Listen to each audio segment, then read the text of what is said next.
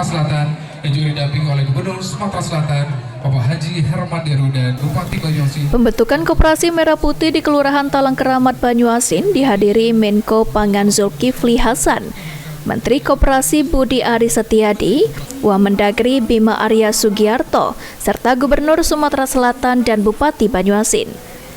Pembentukan Koperasi Merah Putih dapat mengakomodir dan meningkatkan kesejahteraan masyarakat desa maupun kelurahan seluruh Indonesia.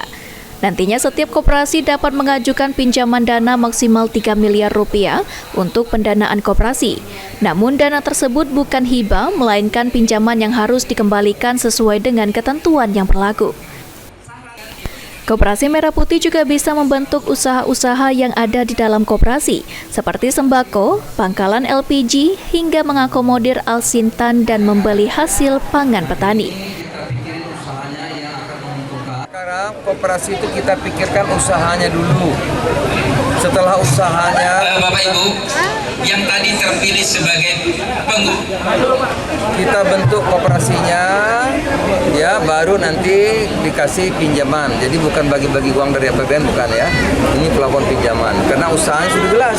1 agen pupuk, 2 nanti pangkalan LPG, 3 nanti warung sembako, nanti ada beriling di situ, ada kerjasama dengan PT Pos untuk menyalur bansos, penjualan alsintan, kerjasama sama Bulog untuk kabar dan sebagainya, logistik ada.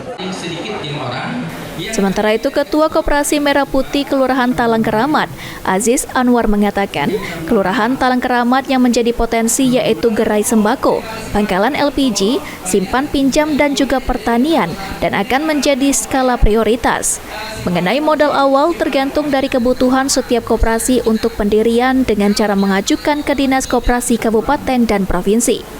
Yang pertama kita akan sebenarnya tadi ada 8 unit usaha koperasi. 8 unit usaha koperasi. Nah, potensi yang lumayan tinggi di kelurahan kita ini di Talangkeramat adalah gerai sembako.